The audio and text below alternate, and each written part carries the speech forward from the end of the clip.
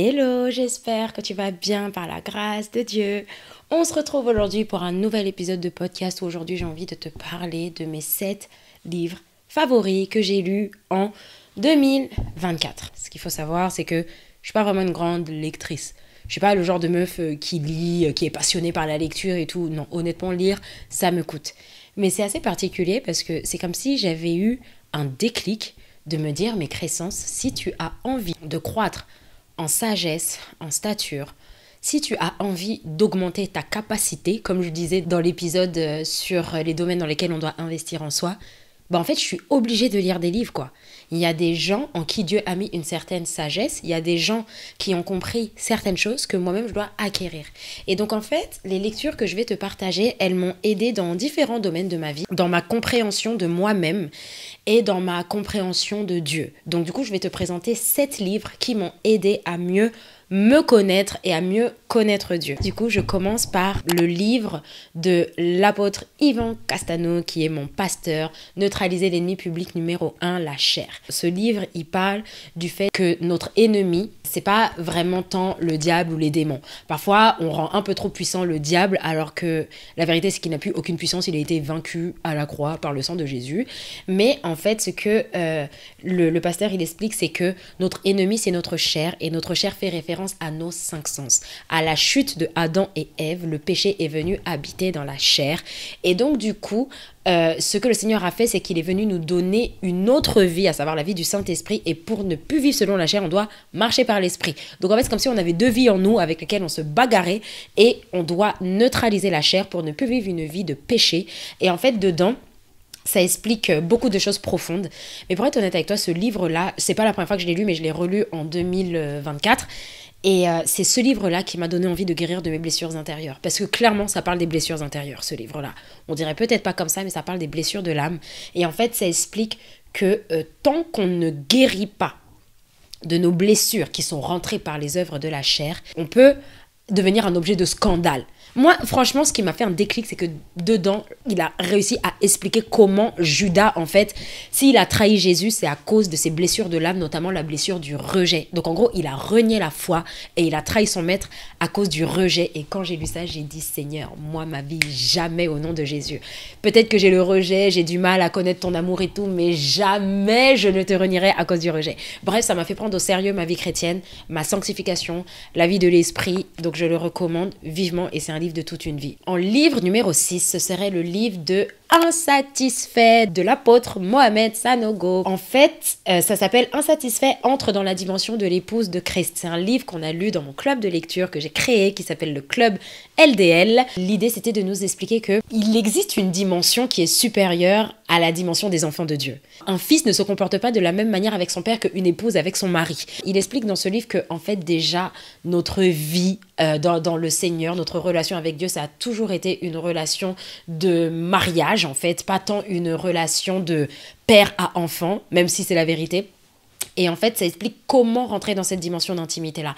La dimension de l'épouse, comme dans la vie naturelle, en fait. Une épouse, elle est très intime avec son époux. Et en fait, il nous explique que normalement, nous, en tant qu'enfants de Dieu et surtout en tant qu'épouse de Christ, on doit être très intime avec Dieu. Et les motivations, ça doit être l'amour. Ça doit pas être, par exemple, la contrainte, la peur de pécher, la peur de mal faire, la peur du châtiment, la peur d'être condamné. Et en fait, il nous explique comment aimer de l'amour de Dieu. L'amour en largeur, en hauteur, en profondeur, en longueur. Il explique que tant qu'on ne connaîtra pas la dimension de l'épouse, on aura toujours un vide dans notre cœur qu'on cherchera à aller combler ailleurs. On cherchera peut-être à aller les combler dans des bénédictions, dans le mariage, dans le travail, dans les enfants. En fait, on sera toujours insatisfait parce que la seule personne qui peut nous satisfaire, c'est notre époux.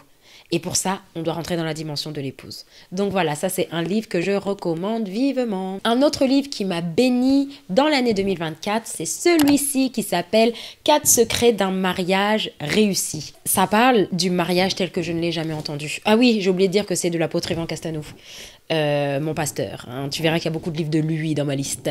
Mais en fait, quand j'ai lu ça, j'ai dit ouais, en fait on n'a pas compris c'est quoi le mariage. Beaucoup d'entre nous, on a vite envie de se marier, mais en fait, on n'a pas compris ce que c'était le mariage. Et dedans, il donne une révélation très puissante du mariage, telle que je ne l'avais jamais vue. Et pour la première fois de ma vie, j'ai compris pourquoi est-ce que les gens disent que Dieu n'est pas totalement préoccupé par notre mariage. Enfin, c'est pas qu'il s'en fout et qu'il veut pas nous marier, mais que c'est pas son but ultime en fait. Parce que déjà, le véritable mariage, effectivement, c'est avec lui, mais le but du mariage, c'est de gagner des âmes et d'en faire des disciples de Christ. Bon, dit comme ça, c'est assez fort, hein. Mais l'une des choses qui m'a le plus frappée, si quand même je devais un peu teaser le livre, c'est quand en fait il a expliqué que de la même manière que dans les cieux, il y a le conseil de Dieu qui règne les cieux et la terre, donc le Père, le Fils, le Saint-Esprit qui est Dieu, et bah en fait sur la terre, Dieu, il a voulu faire la même chose en créant le conseil avec le Saint-Esprit, l'homme et la femme pour gouverner la terre. Donc du coup, ça explique plusieurs choses. Ça explique pourquoi le Seigneur, il nous dit de nous marier entre chrétiens et de ne pas nous mettre sous un joug étranger, parce que c'est pas une question de goût, de religion, ou d'opinion ou de croyance, c'est une question de nature et de nouvelle naissance et de Christ en fait. Et en fait, si puisque le but du mariage, c'est de faire des enfants de Dieu et de peupler la terre d'hommes et de femmes qui sont à son image, à sa ressemblance, du coup, le mandat, il est très sérieux et il doit absolument se faire avec le Saint-Esprit. Donc en fait, bon là, j'ai vraiment paraphrasé, mais quand j'ai lu, j'ai dit « Waouh, je n'avais jamais compris le mariage comme ça ».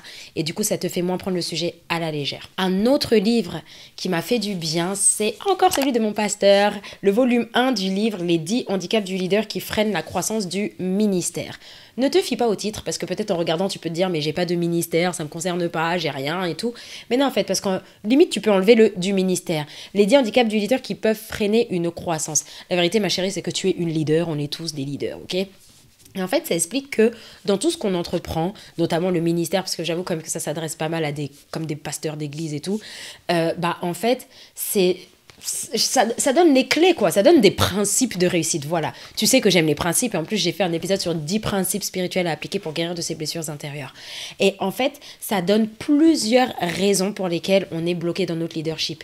Déjà, il explique qu'est-ce que c'est que le leadership. Il explique que tout échoue ou réussit en fonction du leader. Et en fait, un bon leader, c'est quelqu'un qui a le caractère de Christ. Le leadership, ça commence pas par le fait de conduire les gens, mais de chercher à construire les gens. Et j'ai beaucoup aimé un exemple qu'il a donné. Je vais le dire avec mes propres mots, mais en fait, il disait en gros qu'il nous fallait remplir notre boîte à outils pour pouvoir construire les gens. De la même manière que voilà, un ouvrier, il a une caisse à outils, quand il doit réparer des choses, et dans sa caisse à outils, il a plein d'outils, et nous, on doit chercher à augmenter notre valeur, à se connaître en finance, à s'y connaître en parentalité, à s'y connaître en profession, dans la vie professionnelle, des trucs comme ça, pour pouvoir aider les brebis, aider les gens qui auront besoin de nous, et savoir les conseiller dans tous les domaines de leur vie, en fait, tu vois. Pas juste prière. Bien évidemment qu'on veut prier, tu vois. Bien évidemment aussi qu'on veut guérir, mais il y a d'autres domaines de notre vie aussi. Et en fait, un leader, notamment un pasteur, un berger, doit être en mesure de répondre à ça. Donc en tout cas, j'ai beaucoup aimé le volume 1. Il m'a mis beaucoup de gifles, ce qui fait que j'ai pas tout de suite lu le volume 2, mais il va falloir que je le fasse en 2025. Un autre livre qui m'a frappé, je ne peux pas le présenter parce que je l'ai prêté à quelqu'un, c'est le livre Comprendre le but et le pouvoir d'une femme du docteur Myles Munroe. J'aime beaucoup ce docteur Myles Munroe qui est décédé il y a de ça 11 ans, en 2014. Mais en fait, ce qu'il a expliqué dans ce livre-là, qu'on a lu d'ailleurs dans le club de lecture LDL, c'est que c'est le but de la femme en fait. Et j'avoue que moi, j'en avais absolument besoin parce que je ne comprenais pas quelle était la place de la femme dans le cœur de Dieu. C'était comme si pour moi, l'identité de la femme, elle était beaucoup liée à l'homme, dans le sens où voilà, Dieu il a dit, faisons une aide semblable. Et donc du coup, c'était comme si l'identité de la femme, elle était liée à l'homme. Et en fait, en lisant ce livre, j'ai compris que pas du tout. La femme, c'est l'idée de Dieu et elle a des attributs spécifiques pour atteindre le dessein parfait de Dieu. On est plus dans le détail, on est plus dans la communication, on est plus dans l'affect. C'est pas qu'on est faible, mais c'est que Dieu nous a créés comme ça parce qu'on est fait pour recevoir et d'ailleurs nos appareils génitaux nous le montrent. Je ferme la parenthèse, mais ce monsieur est très profond. Au travers de ce livre, j'ai compris pour la première fois de ma vie ce qu'était vraiment la soumission et en quoi c'était à notre avantage d'être soumis. Il a donné l'exemple dedans que Jésus-Christ, quand il est venu sur la terre, il n'a pas cherché comme une proie à arracher son égalité avec Dieu, mais il s'est fait serviteur pour mourir à la croix pour nous en fait. C'est-à-dire que Dieu le Fils et Dieu le Père, clairement au même niveau, mais le Fils a accepté de se soumettre pour pouvoir atteindre le but de la rédemption, tu vois. Et donc, du coup, entre l'homme et la femme, c'est la même chose. L'homme et la femme, ils sont égaux, différents, mais égaux. Et il explique toutes les différences dans ce livre. Mais la femme, elle se soumet dans le but d'atteindre le but de domination. Et en plus, quand tu lis ça, tu vois que, quand même, Dieu, il a beaucoup d'exigences par rapport au mari, par rapport à la femme. C'est pas juste que la femme, elle est soumise, elle se fait écraser comme ça. Bref, on va pas rentrer dans ce débat-là. Non, j'ai aimé ce livre et je le recommande aux hommes comme aux femmes. Tout le monde doit connaître la femme. Un autre livre, et ça c'est mon deuxième favori de mon top 7, c'est encore un livre de Miles Monroe qui s'appelle Un potentiel formidable. Dedans, en fait, Miles Monroe nous explique qu'on a tous un potentiel. Et pour la première fois de ma vie, et ça, ce livre, en plus, je l'ai lu juste avant d'ouvrir le club de lecture LDL, en fait, il a expliqué une chose que je n'avais jamais comprise, que, par exemple, tu vois, le mot potentiel, c'est exactement le même mot potent qu'on retrouve dans omnipotent. Quand on dit que Dieu, il est omnipotent, en gros, on dit qu'il est tout puissant, quoi, tu vois. Et en fait, dedans, Miles Monroe, il explique que notre potentiel, c'est ce qui fait notre puissance, c'est ce qui fait notre force, c'est ce qui fait qu'on domine en fait.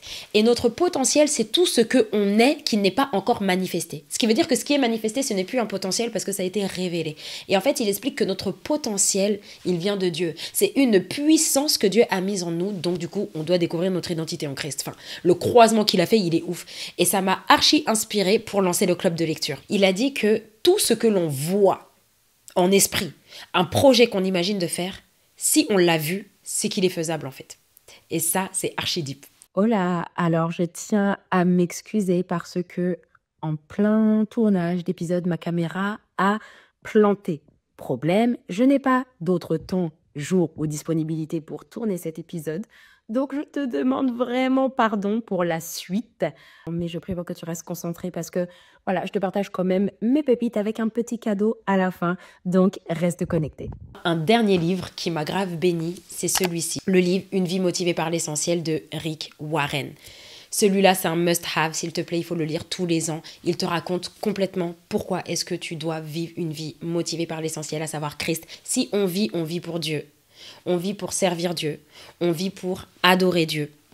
On vit tout simplement pour le plaisir du Seigneur, en fait. Il y a différents focus que notre vie doit avoir, à savoir, de s'assurer d'adorer le Seigneur, d'être intégré dans la famille de Dieu, donc l'Église, de développer le caractère de Christ, de découvrir notre forme spécifique et d'accomplir la mission de Dieu, donc il y a l'évangélisation, etc. Et en fait, la façon dont elle explique les choses, c'est tellement bien détaillé, c'est tellement bien dit, c'est tellement bien expliqué qu'en fait, on ne peut tout simplement pas passer à côté. Enfin, je sais pas, c'est mon coup de cœur, ce livre-là, c'est limite la Bible du chrétien, enfin, je sais pas comment dire ça. Bon, pas la Bible, mais en tout cas, un bon livre, parce que la Bible, c'est la Bible, hein, inégalable, mais en tout cas, un bon livre à lire pour nous édifier, en fait. Personnellement, ça a carrément changé ma mentalité par rapport à l'éternité.